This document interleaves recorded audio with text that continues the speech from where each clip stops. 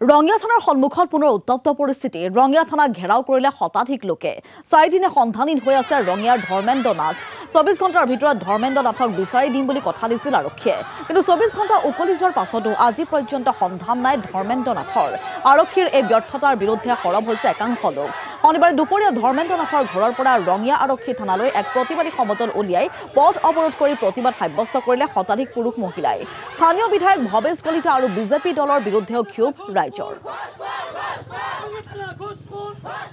আমাৰ ল'ৰা ধৰ্মেন্দ্ৰ নাথ আমাৰ গাঁৱৰ ভাতৃবতী আমি ল'ৰাৰ কোনো খুঁত পোৱা নাই আৰু আমি কিমানজন আমি মোটামুটি 12জন মানৰ ভোট দিয়া হৈছে আৰু এই 12জনৰ ভোট আমি দিয়াৰ পিছতো ৰঙিয়া থানা আমাৰ এজনো কাৰেক্ট কৰিব পৰা নাই।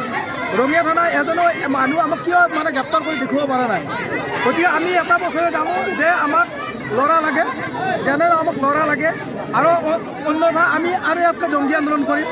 প্লাছ যিকোনো প্ৰকাৰে আমাক হত্যাকাৰী বুলি ক'লে আমি যিহেতু এতিয়ালৈকে পোৱা নাই, গতিকে ক'ত কেনেকৈ আছে কেনেকৈ নিখোজ হৈছে আমাৰ যিকোনো অপৰাধী এজনক হ'লেও আমি গ্ৰেপ্তাৰ কৰিব লাগিব। আৰু তেখেতসকলে আজি 24 ঘণ্টা সময় লৈ আজি 3 দিন খেদালে। গতিকে আমাৰ যদি ল'ৰা যদি কোনো খুঁত দিব নোৱাৰে, অপৰাধীক যদি কোনো ধৰণৰ হেৰি নকৰে, গ্ৰেপ্তাৰ নকৰে।